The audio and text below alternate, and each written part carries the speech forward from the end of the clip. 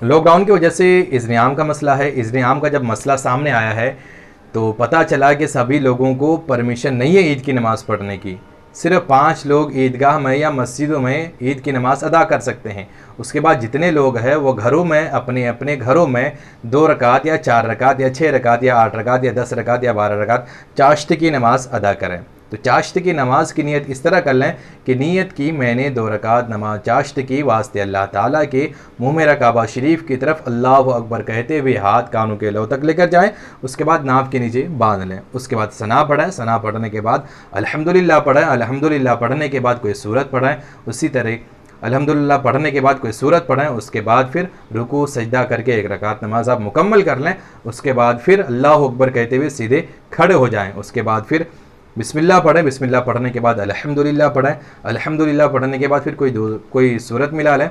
उसके बाद फिर रुकू करें, फिर सजदा करें। जिस तरीके से और नमाज आप पढ़ रहे हैं इसी तरीके से आप 2 रकात नमाज मुकम्मल कर लें। उसके बाद अगर आप और भी पढ़ना चाहते हैं तो इसी तरह और नियत कर लें और भी नमाज आप पढ़ लें। उसके बाद अगर आप शुक्राने की नमाज़ पढ़ना चाहते हैं तो शुक्राने की नमाज़ की नीयत इस तरह कर लें कि नीयत की मैंने 2 रकात नमाज शुक्राने की नफल वास्ते अल्लाह ताला के मुँह मेरा काबा शरीफ की तरफ अल्लाह अकबर कहते हुए हाथ कानों के लौ तक लेके जाएँ। उसके बाद हाथ का नाफ के नीचे बांध लें। फिर सना पढ़ें। सना के बाद औज़ुबिल्लाह पढ़ें, बिस्मिल्लाह पढ़ें। उसके बाद फिर अल्हम्दुलिल्लाह पढ़ें। उसके बाद फिर कोई सूरत मिलाएं। उसके बाद फिर रुकू करें, सजदा करें, 1 रकात नमाज मुकम्मल कर लें। उसके बाद फिर अल्लाह अकबर कहते सीधे खड़े हो जाएं। उसके बाद फिर बिस्मिल्लाह पढ़ें। बिस्मिल्लाह पढ़ने के बाद अल्हम्दुलिल्लाह पढ़ें। फिर कोई सूरत मिला लें। उसके बाद फिर रुकू करें, फिर सजदा करें। जिस तरीके से और नमाज आप पढ़ते हैं इसी तरीके से ये नमाज़ें भी पढ़ लें। उसके बाद अगर और भी पढ़ना चाहते हैं तो और नमाज़ें भी आप पढ़ सकते हैं। कम से कम 2 रकात पढ़ें, 4 रकात पढ़ें।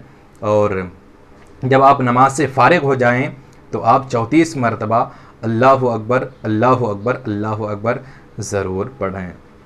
उसके बाद दुआ करें, अपने वालिदैन के लिए दुआ करें, खुद के लिए दुआ करें, दोस्त अहबाब के लिए दुआ करें।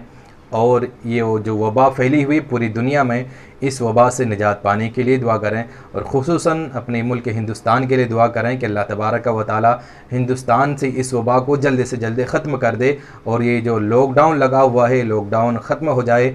मस्जिदों में जाने की जो पाबंदियाँ लगी हुई है ये सारी पाबंदियाँ ख़त्म हो जाए। उम्मीद करता हूँ कि आपको समझ में आ गया होगा। मिलते हैं फिर दूसरी वीडियो में, तब तक के लिए अल्लाह हाफ़िज़। दुआओं में याद रखना।